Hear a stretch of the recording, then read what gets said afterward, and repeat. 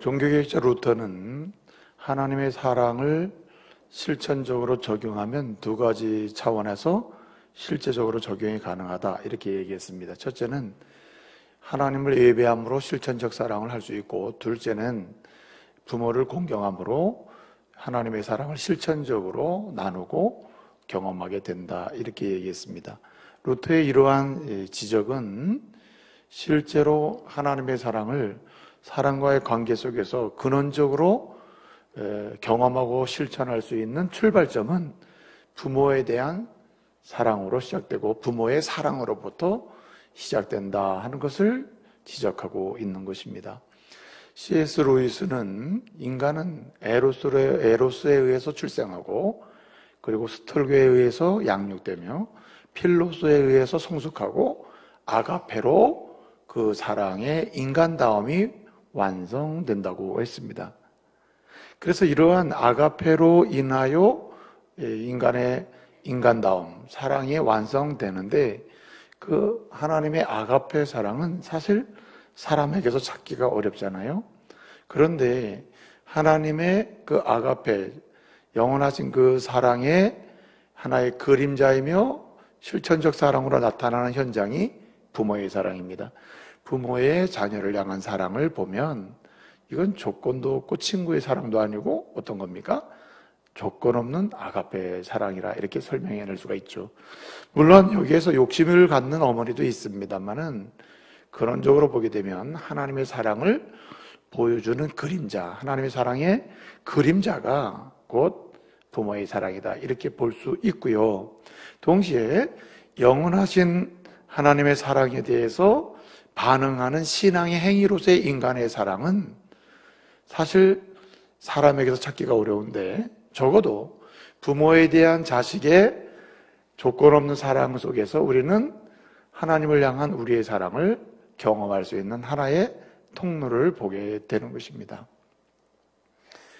그래서 하나님은 특별히 종교개혁자들을 통해서 우리에게 하나님의 그 조건 없는 사랑을 경험하도록 주신 분이 부모라는 사실을 계속 강조했습니다. 종교개혁자들을 보게 되면 부모는 하나님의 눈에 보이는 하나님의 대리자다 이렇게 설명하고 있습니다. 하나님을 당신이 세상에서 정말 보기를 원하는가? 그러면 당신의 부모가 곧 하나님이 세우신 하나님의 대리자이며, 진정으로 부모의 사랑을 베푸는 그 부모를 보면 당신은 하나님의 그림자, 하나님을 만날 수 있고 볼 수 있는 기회를 갖게 된다는 거예요. 그런 면에서 모든 인류는 부모를 공경해야 하는 것입니다. 이것은 하면 좋은 개념이 아니라 반드시 해야 하는 하나님의 명령입니다. 명령. 그래서 오늘 말씀도 보게 되면 뭐라고 했습니까? 하나님이 일렀으되 내 부모를 뭐하라? 공경하라. 에베소서 6장 1절 뭐라고 말씀하십니까? 주 안에서 내 부모를 순종하라. 명령을 하고 있는 것입니다. 한번 생각해보고 좋으면, 또는 상황이 되면, 여건이 되면 이런 개념이 아니라 인간적 조건이나 상황과 전혀 무관하게 부모에 대해서 자식이 가져야 될 태도는 공경하는 것, 순종하는 것 이렇게 말씀하고 있는 것입니다. 여러분, 왜 성경은, 하나님은 왜 부모를 공경하라고 말씀하실까요? 부모를 공경해야 될 이유가 많습니다만은 그 대표적인 이유가 하나님이 부모를 통해서 우리를 세상에 만들어놨기 때문에 그렇습니다. 여러분, 부모가 아니면 세상에 존재할 수 없어요. 우리 모두는. 그래서 우리 모두는, 세상에 존재하는 우리 모두는 부모를 가지고 있는 것입니다. 그렇기 때문에 세상에 존재하게 만드신 분, 존재하도록 축복의 통로가 되신 분이 부모이기 때문에 부모를 공경해야 한다는 겁니다.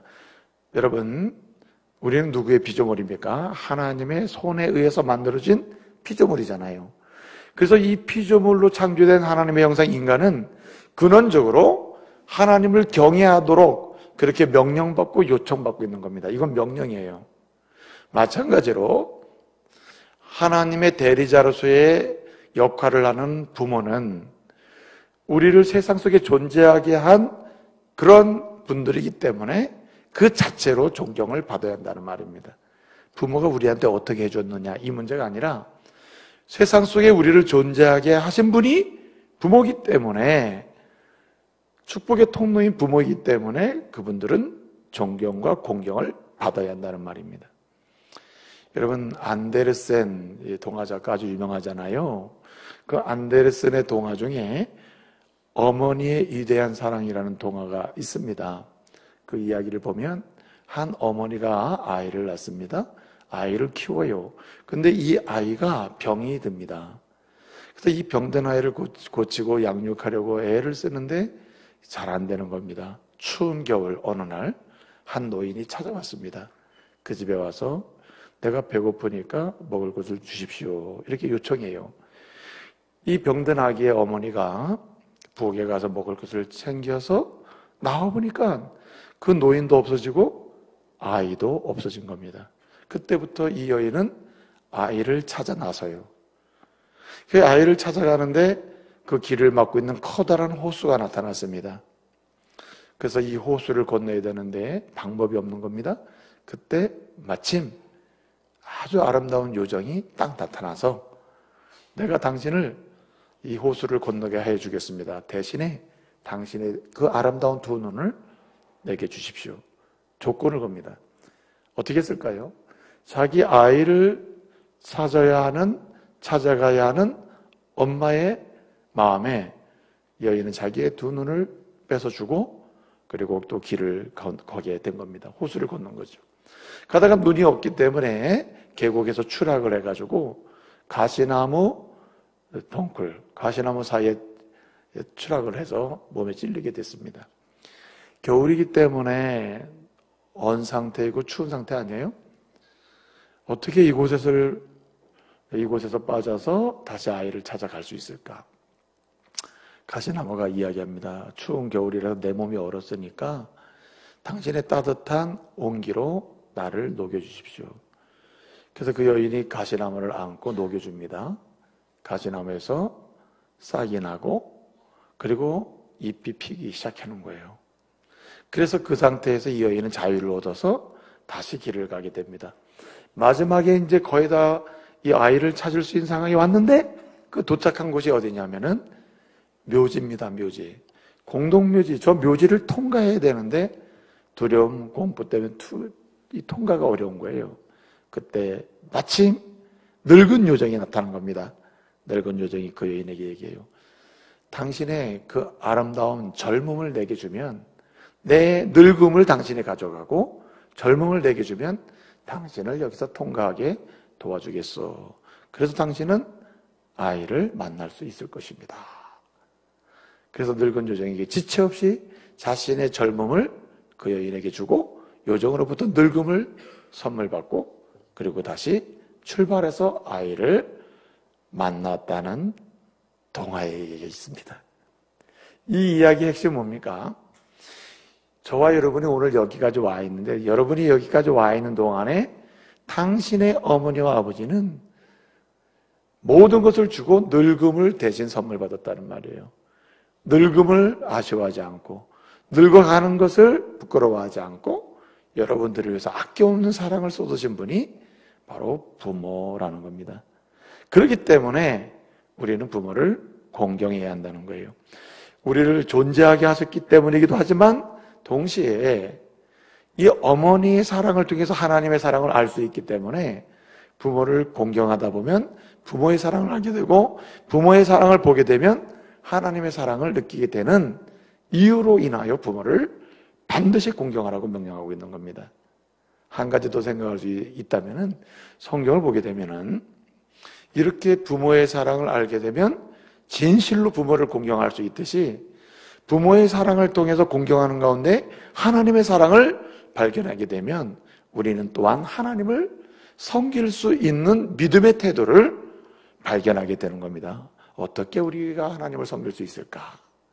부모를 진실로 잘 섬기려고 하다 보면 하나님을 섬기는 방법을 배우게 되기 때문에 부모를 공경하라고 주님은 말씀하고 있는 겁니다.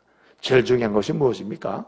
당신의 존재의 이유가 부모에게 있기 때문에 우리는 부모를 공경해야 해야 한다고 하는 명령을 받고 있는 것입니다. 여러분, 그런데 이제 중요한 것은 뭐냐면 인류가 하나님의 손에 의해서 이렇게 만들어지고 그리고 타락한 이후에 오고 오는 세대들의 인류의 그 마음은 얼마나 악질적인지 이렇게 부모를 공경해야 함에도 불구하고 어떻습니까? 안 한다는 거예요. 여러 가지 이유와 핑계를 대고 안 하는 겁니다. 그래서 우리 주님은 이런 악질적인 그런 악독한 그런 인간의 본성을 아시고 부모를 공경하는 것은 당연한데 주님은 약속까지 해주셨습니다. 약속까지. 그래서 이 부모를 공경하라고 하는 계명은 여러 계명 중에서 약속이 있는 몇 번째? 첫 계명입니다. 첫 계명. 어떤 약속입니까? 부모를 공경해라. 당연한 의무이고 당신의 해야 될 책임이지만 그 책임을 다하는 부모를 공경하면 내가 약속하겠다. 무슨 약속이었습니까? 오늘 에베소서 6장 3절에 보면 이는 내가 잘되고 땅에서 장수하리라고 했습니다. 여러분, 부모를 공경하면 잘 됩니다. 믿으시길 바랍니다. 예? 잘 되게 하신다. 여러분, 요한 3서 1장 3절을 보게 되면 뭐라고 말씀하십니까?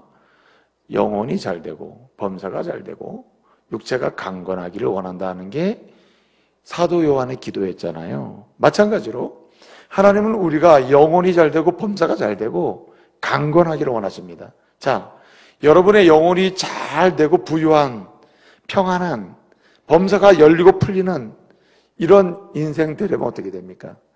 가장 중요한 게 뭐냐면 약속을 찾아가야 돼요. 약속. 그 약속이 어디에 좋습니까? 부모를 공경해야 한다는 거예요. 부모를 공경해야 한다.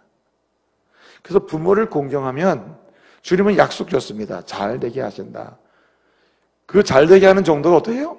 장수. 건강한 인생을 살면서 잘 되게 하신다는 거죠. 여러분, 1년에 몇 번씩 건강검진 하십니까?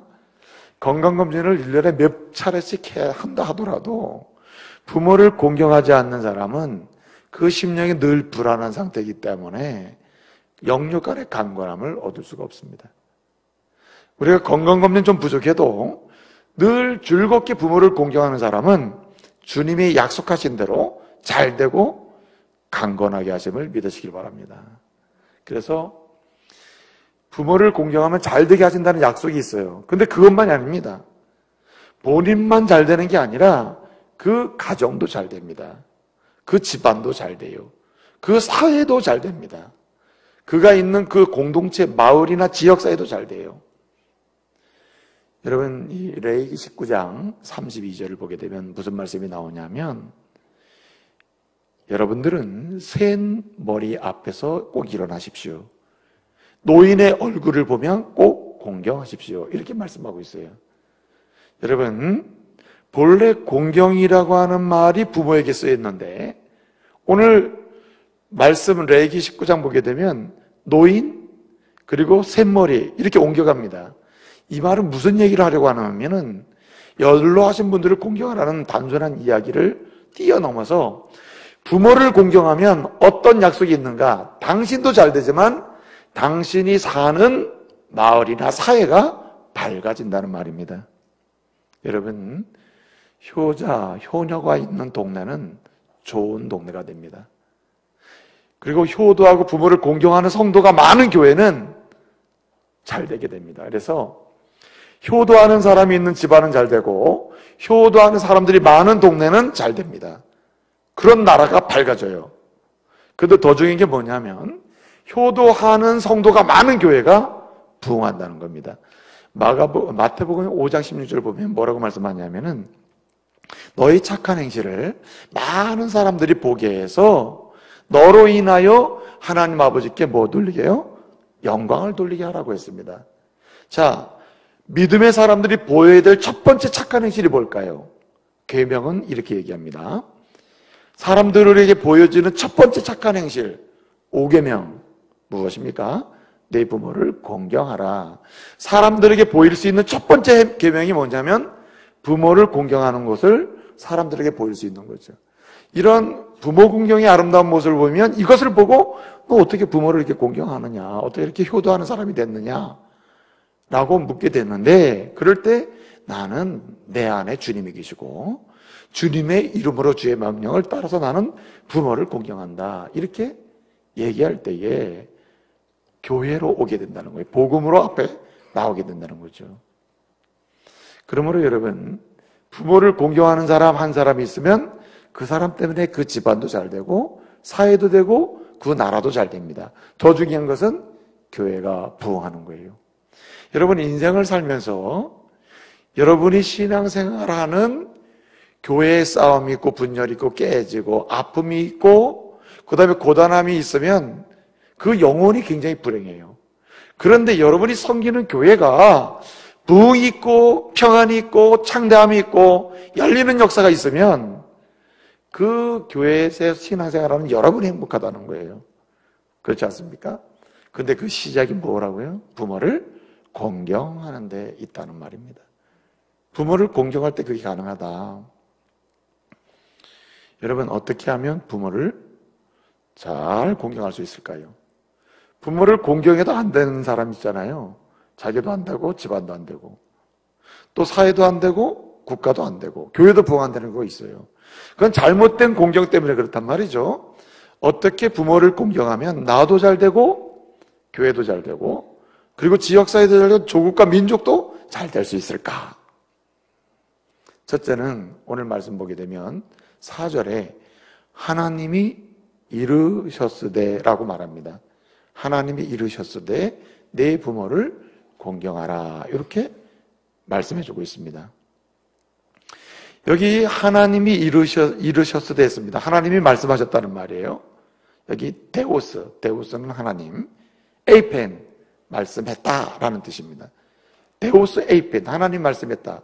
근데 이 똑같은 본문이 마가복음 7장 10절에 나옵니다. 그 마가복음 7장 10절에 보게 되면 하나님이 말씀하셨다 이렇게 말하지 아니하고 모세가 말했다고 되어 있습니다. 모세 에이펜 이렇게 되어 있습니다. 그러면 왜 마가는 모세 에이펜 이렇게 기록했는데 마태는 오늘 본문에서 데우스 에이펜, 하나님이 말씀하셨다 이렇게 말씀할까요? 마태가 강조하고자 하는 것은 뭐냐면 부모를 공경하라고 하는 이것은 하나님의 말씀인데 신앙생활은 뭔가 하나님 말씀대로 사는 게 신앙생활이다 이 말이죠.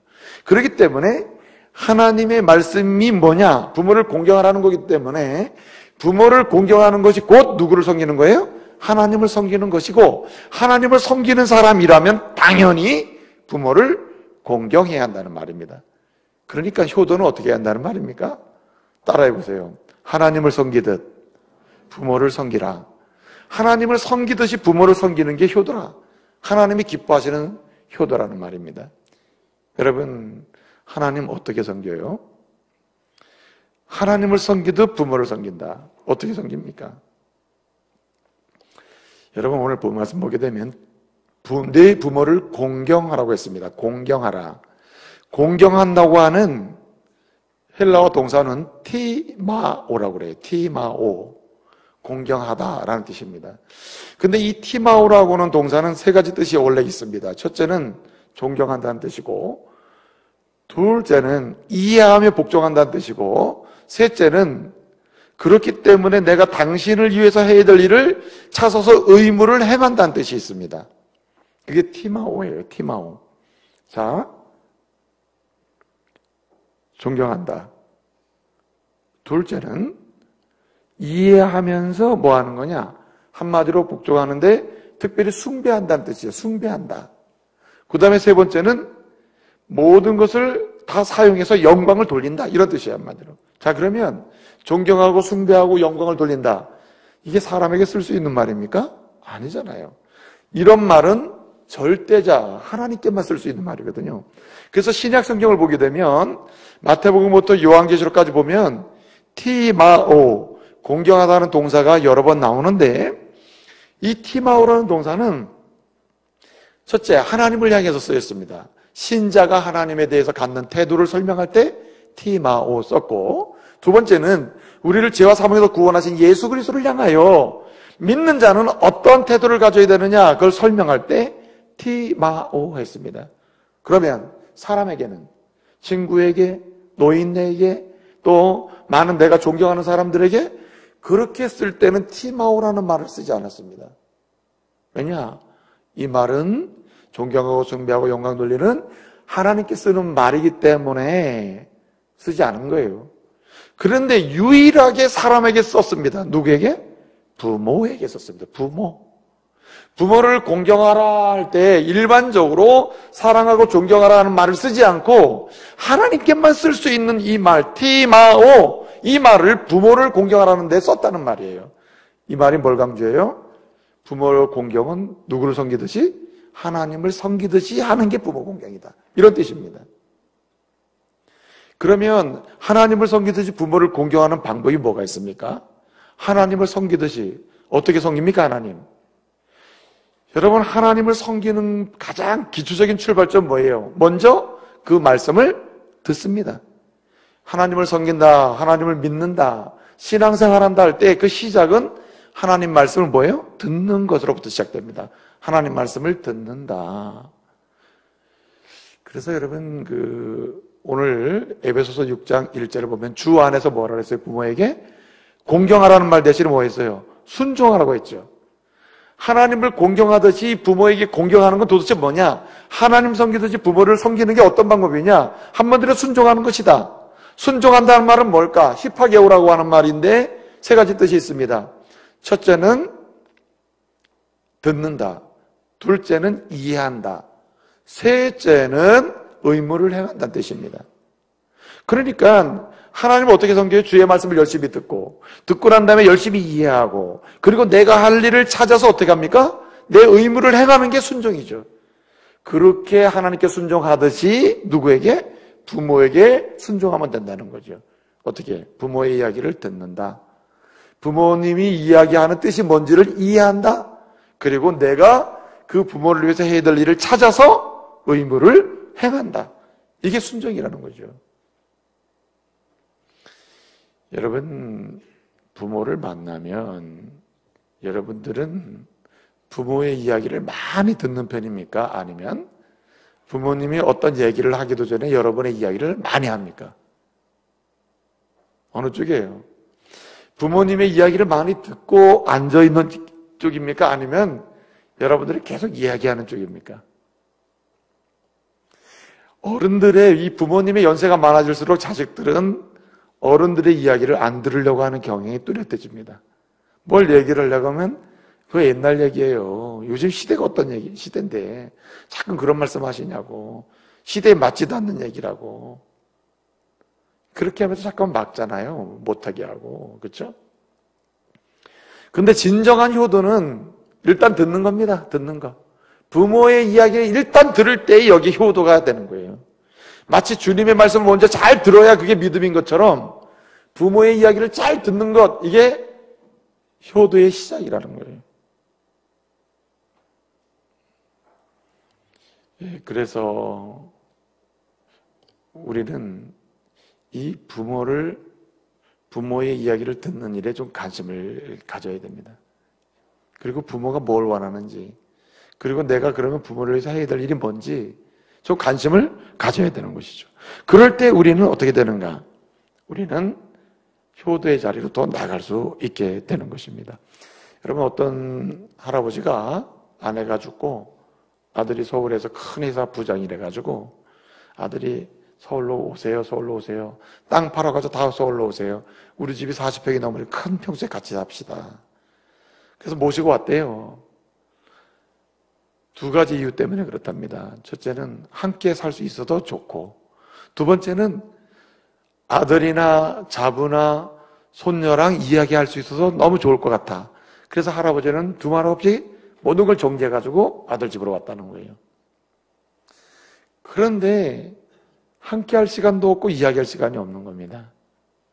어느 날 아들이 늦게 퇴근해서 들어와 보니까 식탁에 메모가 돼 있어요. 여보, 우리 가족이 나가서 외식하고 올 테니까 일찍 들어오면 알아서 식사를 챙겨 드세요. 그렇게 써놨더래요. 그래서 아내가 자기 딸과 함께 아버지를 모시고 외식을 나간 줄 알고 늦게까지 기다렸답니다. 기다렸더니 아버지는 안 들어오고 자기 아내와 딸만 들어오더래요. 그래서 아버지는 어떻게 됐느냐? 모르겠다고. 집에 없냐고. 네? 그래서 이 아들이 너무나 걱정이 돼가지고 기다려도 안 들어와요. 그래서 아버지 방에 들어가 보니까 거기에 쪽지가 하나 있더랍니다. 쪽지에 이렇게 써 있더래요. 3번아 잘 있어라. 6번은 간다. 써 있더래요. 그게 암호 아니에요, 암호. 3번아 잘 있어라. 6번은 간다. 써 있더래요. 그리고는 아버지 사라지신 거예요. 그래서 여기저기 찾는데 아버지를 찾을 수가 없어요. 그래서 시골로 다시 갔나? 시골에 어르신들한테 전화해보니까 내려오질 않았다는 거예요. 그래서 그냥 시간이 자꾸만 가는데 이 아들이 근심에 빠졌어요. 경찰에 신고했어요. 아버지를 찾아달라고. 소식이 없습니다. 어느 날 너무 마음이 상해서 늦게 집에 들어오는데 그 같은 아파트 단지의 경비 아저씨가 그 아들을 보고 왜 이렇게 얼굴이 안 좋냐? 무슨 일 있냐? 우리 아버지가 집을 나갔습니다. 아니 시골 가지 않았겠냐고. 시골 간 줄 알았는데 시골도 안 갔답니다. 가출입니다. 그래서 이 아들이 너무 속상해서 이 암호를 풀어야 되는데 이 암호를 좀 풀어줄 사람이 없어서 걱정이라고. 그게 뭐냐? 그걸 보여주니까 3번아 잘 있어라. 6번은 나간다. 이렇게 돼 있단 말이에요. 그러니까 그 경비 아저씨가 딱 보더니 이거 내가 안다고. 그게 뭐냐고. 당신의 아버지가 나를 만나면 늘 했던 얘기가 우리 집에서는 대장이 며느리고, 네? 그 다음에 두 번째 대장이 손녀딸이고, 세 번째 대장이 아들이고, 그리고 네 번째는 애완견 밍크 강아지고, 다섯 번째가 가정부고, 여섯 번째가 자기 자신이다, 할아버지다. 그래서 3번은 아들 당신을 두고 한 말이고, 6번은 당신의 아버지다. 그래서 3번아 잘 있거라, 6번은 나간다. 이렇게 돼 있다는 거예요. 그래서 그 뒤로 찾아 돌아다니다가 서울역에서 찾았다고 하는 아주 믿거나 말거나 하는 얘기가 있습니다. 여러분 보세요. 두 가지 이유 때문에 갔다는 거예요. 그 아버지는. 첫째, 함께 있을 수 있어서. 둘째는 대화를 할 수 있어서. 여러분, 효도는 함께 대화하면서 들어주는 것이고, 두 번째는 함께 하는 것입니다. 그래서 대화하면서 들어주고 함께 하는 거예요. 이게 가장 기본적인 출발점이라는 겁니다. 여러분, 이 성경을 보게 되면은 함께 하는 것으로 하나님의 복을 받은 효부가 있어요. 누구죠? 룻입니다. 룻기를 보게 되면 4장에 걸쳐 기록된 말씀입니다만은 룻기의 주제는 뭐냐면 부모를 공경하는데 함께하면서 그 대화를 들어주는 가운데 복을 받은 여인이 룻이라는 거예요. 룻. 그러므로 여러분, 하나님을 섬기는 그 믿음의 태도로 부모에게 태도를 취하고 들어주면서 함께하면서 그렇게 효도할 수 있기를 바랍니다. 두 번째는 오늘 말씀 보게 되면 비방하지 말라고 그랬어요. 비방하지 말라. 부모를 비방하지 않는 게 효도다는 거예요.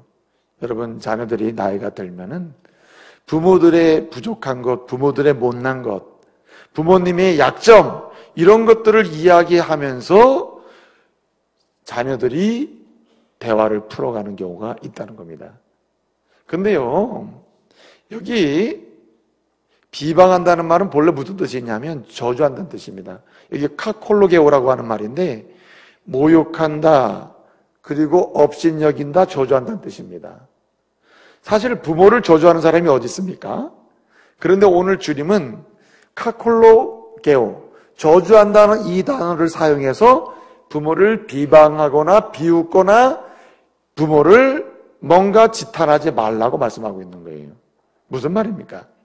부모를 비방하거나 부모의 약점을 가지고 자녀들이 그 이야기를 그냥 자연스럽게 아무리 많이 이야기한다 하더라도 그것은 뭐가 같느냐면 단어가 카콜로게오예요. 이건 저주하는 겁니다.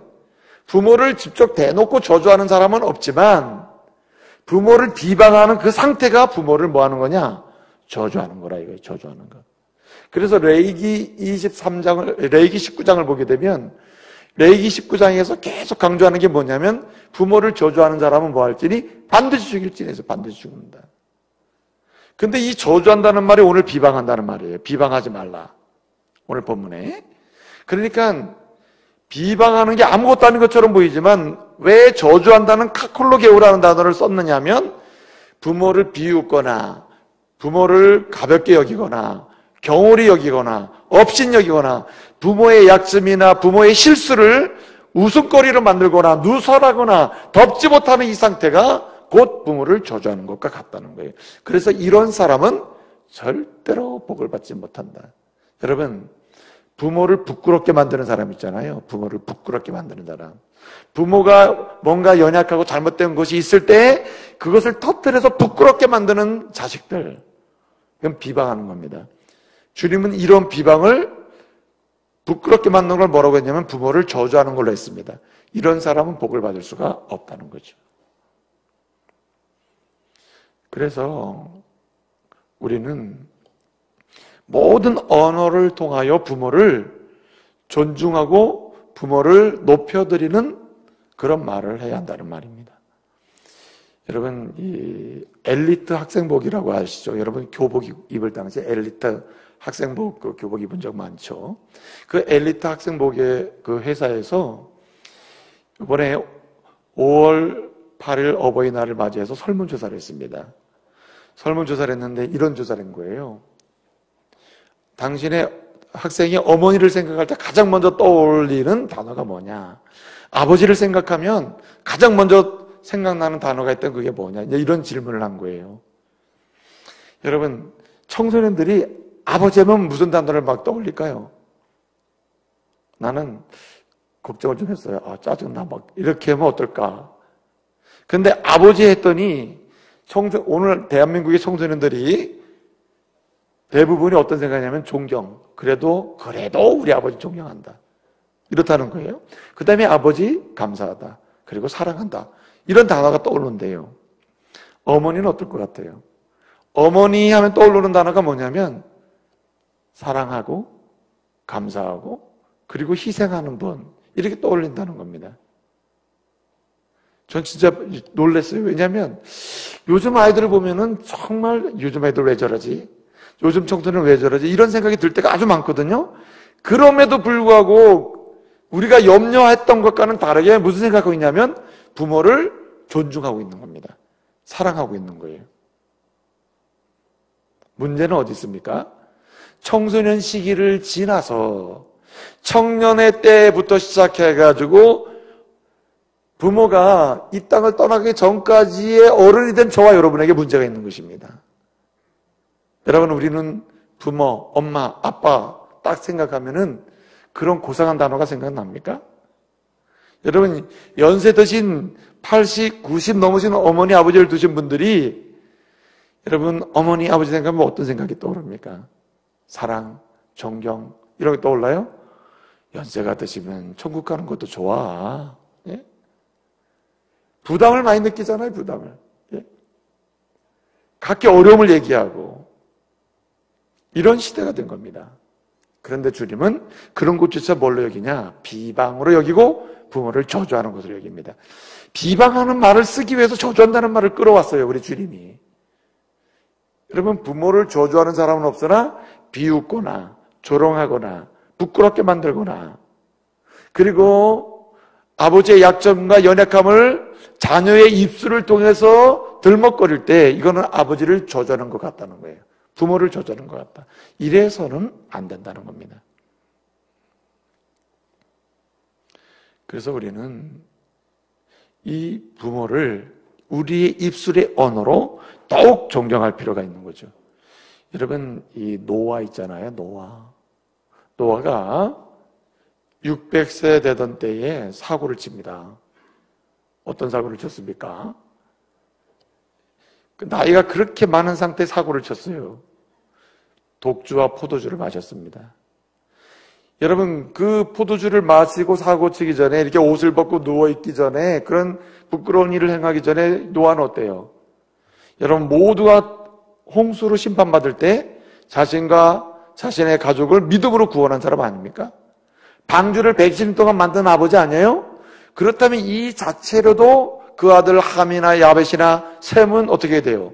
공경해야 되지 않습니까? 근데 여러분, 아버지가 술을 마시고 단 한 번의 실수를 합니다. 하체를 드러내고 부끄럽게 하고 있어요. 이런 모습을 본 그 아들 함이 어떻게 했습니까? 아버지의 그 모습을 보고 비웃으면서 그의 형제들에게 갑니다. 야벳이나 셈에게 얘기해요. 아버지가 옷 벗고 저게 뭐냐, 술 먹고 참 부끄럽다. 우리 아버지 왜 저런지 모르겠다. 그렇게 비웃고 비난하고 조롱하잖아요. 여러분, 요즘에 아버지 엄마 연약함, 아버지 엄마 왜 성질이 왜 저러냐 라고 딸이 한 명에게 다른 딸들이 동의를 합니다. 그래, 우리 엄마 왜 그런지 몰라. 그런데 여러분, 그러면 안 돼요. 그거는 아름다운 게 아닙니다. 그거 비방하는 겁니다. 셈이나 야벳은 어떻게 했어요? 함이 와서 그렇게 얘기할 때, 그런 소리 하지 말아라. 어떻게 아버지의 부끄러운 일을 우리 형제들이 떠벌리고 있느냐. 안 된다. 그러면서 어떻게 했습니까? 그들은 옷을 갖다 뒤로 가서 덮어주었다. 뭐 부끄러운 걸 덮어주는 개념이 아니라 이 메시지는 뭡니까? 누가 복을 받는가? 셈과 야벳은 복을 받습니다. 그래서 부모를 공경해서 땅에서 잘 되고 큰 은혜를 입게 돼요. 뭐 하는 사람입니까? 비방하지 않는 거죠. 아버지를 부끄럽게 하지 않는 겁니다. 그래서 부모의 연약함이나 약점을 뭐 하는 사람? 덮어주는 사람이 됩니다. 덮어주는 사람. 여러분, 진정한 효도는 부모의 약점을 덮어주는 사람이에요. 어떤 사람은 얘기합니다. 우리 아버지가 옛날에 젊었을 때 바람 피웠대요. 그거 얘기해서 뭐 합니까? 지금 안 그러면 되지. 그렇지 않아요? 자기 아버지의 부끄러운 과거를 다 드러내가지고 이야기하는 그런 자녀는 비방하는 자에 저주하는 자로서 그런 하나님의 복을 받을 수가 없다는 말입니다. 여러분, 이스라엘이 망한 이유가 있습니다. 에스겔 22장 4절 7절을 보게 되면 이스라엘이 조롱거리가 되고 부끄러움을 당하게 됩니다. 망하게 돼요. 그런데 그 망하게 되고 조롱거리를 당하게 되는 이유를 설명하는데 에스겔 22장 4절 7절을 보면 뭐라냐면 너희가 너희 부모를 업신여기고 라고 있습니다. 부모를 업신여긴 결과가 뭐냐면 나라가 망하게 됩니다. 나라가. 여러분, 부모를 업신여겨 비난하고 경멸하고 모욕하고 저주하면 그 집안이 망해요. 본인의 인생도 망하게 되는 것입니다. 거꾸로 부모를 축복하는 자녀는 잘 될 수밖에 없다는 말이에요. 그래서 여러분, 여러분의 언어로 마음껏 부모를 즐겁게 해드리는 그런 성도 되시기를 바랍니다. 이게 진정한 효도예요.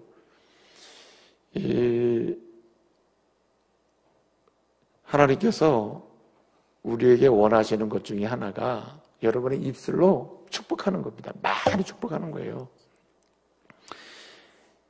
여러분, 이 어버이날 여러분 어떻게 했습니까? 어버이날. 카네이션 하나 끝낸 사람, 카네이션 플러스 선물로 축복한 사람, 카네이션 플러스 선물 플러스 노래까지 해드린 사람, 뭐 여러 케이스가 있죠. 어디까지 했습니까, 여러분? 제가 이번에 5월 8일 어버이날을 맞이해서 우리 모친을 찾아갔습니다. 우리 모친은 파킨슨에 치매에, 네? 그래서 대화가 잘 되다가도 안 되고, 네? 걸음이 부자연스럽고, 그렇습니다. 때로는 잘 알아보다가도 잘 못 알아보고. 갔어요. 가가지고 제가 이제 사랑합니다. 어머니의 늙음이 저를 오늘 이렇게 만들어 놓으셨군요. 수고하셨습니다. 애쓰셨습니다. 이렇게 손을 잡고 제가 노래를 불러드렸습니다. 나으실 때 괴로움은 다 해주시고, 독창으로. 그 병실에 그냥 6분이 계시는데, 그 병실에서 그냥 제가 노래를 합니다. 다 들으시기 바랍니다. 이렇게 노래를 불렀어요. 손을 잡고 노래를 다 불러줬습니다. 그랬는데 이게 소리를 아무리 작게 해도 이게 부끄러워서 엄마만 들으세요. 나으실 때 이럴 수는 없잖아요. 이만큼 불러야지. 그랬더니 앞에 병실에 다 들리니까 누가 무슨 날 다 쳐다보는 거예요. 굴하지 아니하고 나는 끝까지 나실 때 기름은 다 주시고 그냥 끝까지 다 했습니다. 그 마음에 감동이 되더라고요. 예? 어머님이 눈물을 흘리시고 고맙다 하더라 이렇게 얘기도 하시고, 예? 그러면서 예? 행복하다고 하시더라고요. 행복하다고. 여기서 끝났으면 어떻게 될 뻔했어요? 제가 다 용돈도 드리고 또 카네이션 아주 좋은 꽃도 예쁘게 하나 사다 드리고, 그리고 우리가 얼마나 얼굴에 웃음이 많은지 몰라요.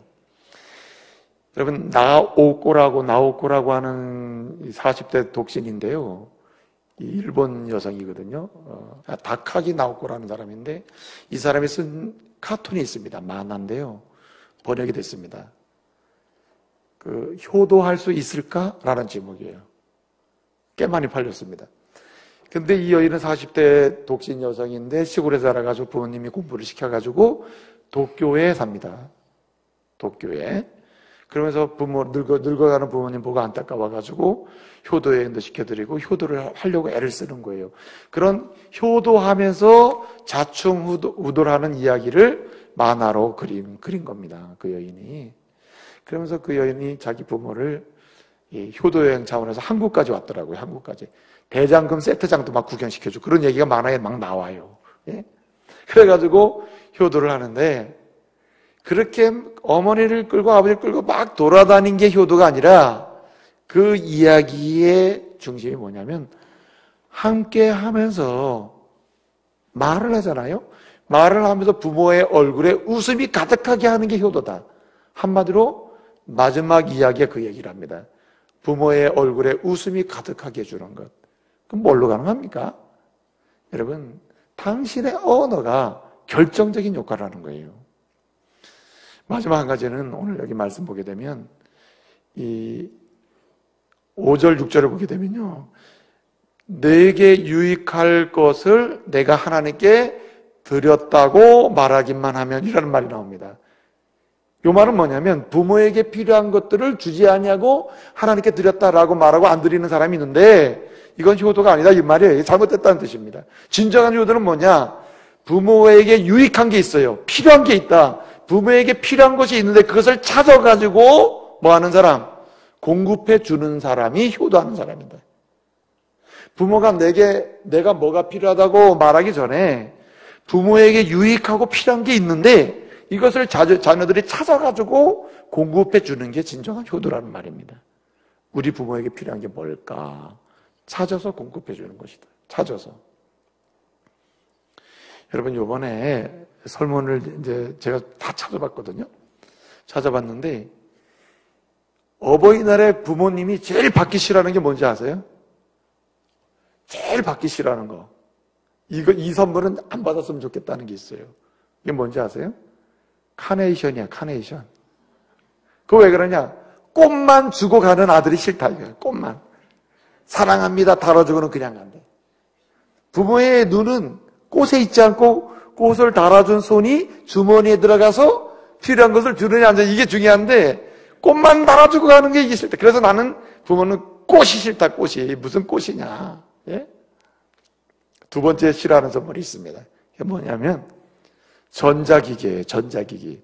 무슨 전자 조작을 해가지고 안마를 한다든가, 뭘 튼다든가 이런 거 있잖아요. 싫다는 걸 자꾸만 사다 준다는 겁니다. 그래서 가기 전에 사용법을 알려준대요.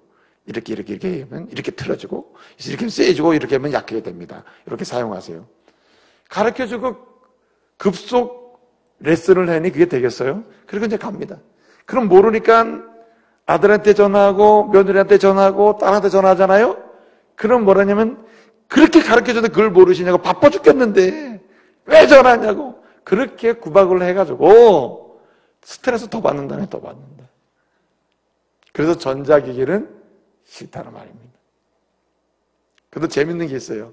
3위 안에는 들지 않았는데 재밌는 거, 비싼 밥 사주는 것도 싫다.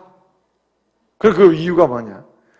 아니, 평상시에 못 먹던 밥을 너무 갑자기 먹어가지고 배탈 나가지고, 예? 갑자기 비싼 거 사줘가지고 막 안 먹던 걸 먹으니까 막 배탈 나가지고 일주일 동안 고생하게 만들면 되냐, 이거 싫다 이거죠. 평상시에 늘 먹던 거에서 조금 더 이렇게 좀 사주고 나머지는 뭐예요? 그래서 거꾸로 부모가 제일 받고 싶은 선물이 뭐냐, 이거 이제 조사가 됐더라고요. 제일 받고 싶은 선물. 일본이 뭐겠어요? 네? 여러분, 중보교회 성도 정도 되면 돈이라고 하면 안 되고 현금. 현금이야, 현금. 예? 카네이션도 싫고 전자기기도 싫다. 정말 필요한 거 내가 샀을 수 있도록 돈을 내놔라, 돈을. 근데 여러분 오늘 본 말씀 보게 되면 유익한 거, 부모님께 유익한 게 있는데 부모님께 유익한 걸 드리지 아니하고 고르반, 이건 하나님께 드려졌습니다. 그러므로 부모님께 못 드립니다. 이렇게 말하는 게 큰 잘못인데, 여기 유익한 것 고르반 말할 때 고르반이라는 말 자체가 재물이라는 뜻이에요. 재물. 예물, 재물, 예? 선재물 이런 뜻이거든요. 한마디로 뭐냐? 물질이에요. 물질. 오늘날로 말하면 돈이요, 돈. 부모 공경은 뭘로 해야 되느냐? 여러분, 먼저 하나님 섬기듯 섬기고 들어주고 그 다음에 언어로 즐겁게 해드리면서 반드시 그 어머니의 손에다가 뭐를 들려줘야 돼요? 고상하게 현금을 들려줘야 돼요. 현금을. 이게 효도라, 이거 효도. 이게 성경에서 지금 가르치는 겁니다.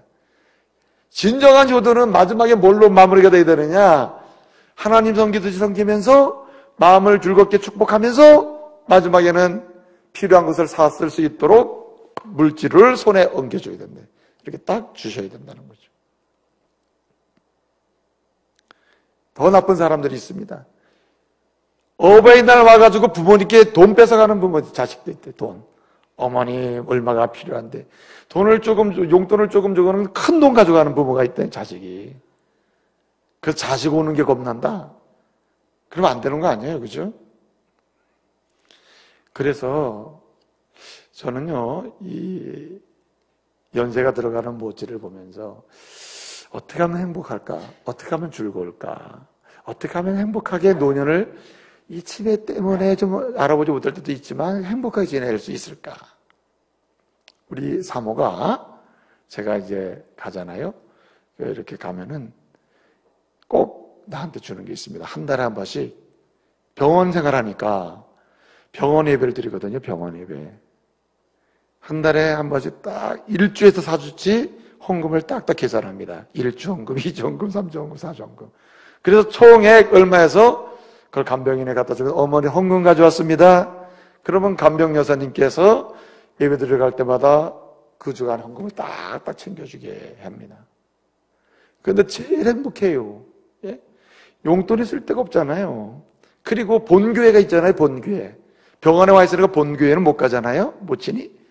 본교회에다가 그래 내가 본교회에 제가 생각을 기도하고 있습니다 하는 마음으로 감사하도록, 예? 한 달에 한 번, 두 달에 한 번 10만 원, 20만 원 감사헌금을 넣어드립니다. 그럼 그 목사님이 이제 한 달에 한 번, 뭐 일주일에 한 번씩 기도해 주러 오시거든요. 본교회 목사님이. 그럼 그 편에다가 감사헌금을 보내도록 이렇게 합니다. 얼마나 좋아하시는지 몰라요. 그래서 노년에 부모님을 챙겨드릴 용돈 중에 하나가 뭐냐면 하나님께 드리는 즐거움을 계속 유지하면서 천국 갈 때까지 말해요. 해드리는 게 대단히 중요한 걸 제가 깨달았습니다. 용돈이 쓸데없잖아요. 이제 말씀을 마치겠습니다. 여러분, 새 중에 황새라는 새가 있어요. 황새. 황새는 서양에서요, 효도새라고 부릅니다. 효도새. 그럼 왜 그렇게 부르느냐? 황새는 한 번 짝을 맺잖아요? 그러면 남편 아내가 되잖아요, 황새는? 그럼 죽을 때까지 안 바꿔요. 그 황새의 특징입니다. 또 한 가지. 더 중요한 건 뭐냐면 황새가 새끼를 낳잖아요? 황새 새끼는 새끼가 자라면서 부모가 있잖아요. 부모가 잠깐 병들잖아요. 힘이 없어지잖아요. 뭐 날개가 다치거나 다리 다치잖아요. 그러면 하여튼 끝까지 새끼 황새가 그 부모를 돌봅니다. 먹을 것도 갖다 주고 계속 돌봐요. 그래서 황새를 효도새라고 불러요. 효도새. 효도새라고 부릅니다. 여러분, 제가 왜 이야기하냐면 우리가 누굽니까? 하나님의 형상대로 창조된 고상한 사람들 아니에요? 최소한 황새보다는 나아야 될 거 아니야, 황새보다는. 네, 그렇지 않아요? 그러므로 여러분, 하나님의 명령을 따라서 하나님을 섬기듯 섬기는 가운데 효도하시고 절대로 부모의 약점이나 연약함이나 부끄러운 점을 드러내지 아니하고 덮어줌으로써, 덮고 오히려 부모를 칭송함으로써 부모를 즐겁게 드리고, 그리고 부모님의 손에 유익한 것, 쓸 것을 공급해 드림으로써 여러분 효도하다가 잘 되는 복 받으시기를 말씀으로 축복합니다. 효도하면 잘 됩니다. 여러분, 원주에서 사람들이 와가지고 원주의 효자는 어디 있느냐 물으면 어디다 찾아야 된다고 얘기해야 돼요. 중부교회로 가세요. 그래야 되지 않아요? 네? 원주의 효자, 효보, 효자 들어가는 사람 만나려면 어디 있습니까? 중부교회 가세요. 중부교회. 여러분, 우리 중부교회 그런 사람 많아지면 부흥합니다. 그런 성도가 있는 교회의 가정들은 잘 될 수밖에 없어요. 여러분들이 어떤 일을 하든지 효자는 여러분의 이름 앞에 붙여줄 수 있기를 말씀으로 축복합니다. 딱. 여러분, 에스토스라고 하는 사람이 있는데 이 사람이 이런 얘기했습니다. 여러분들이 기도를 해도 기도 응답을 받지 못한다면 한번 돌아보세요. 뭘 돌아보느냐? 가장 먼저 나는 효도 잘하고 있는가 돌아봐라. 효도하지 않는 자의 기도는 절대로 하나님 듣지 않아야 하신다. 맞습니다, 여러분. 효도하지 않는 자의 기도는 절대 하나님 안 들어주셔요. 왜냐? 불순종의 1순위가 불효기 때문에 그래요. 불효기 때문에. 그러나 정반대로 다른 것은 못해도 효도를 잘하면서 주님을 섬기면 그 사람의 길은 반드시 열려요. 반드시 열립니다. 그러므로 효도의 사람들 되시기를 바랍니다.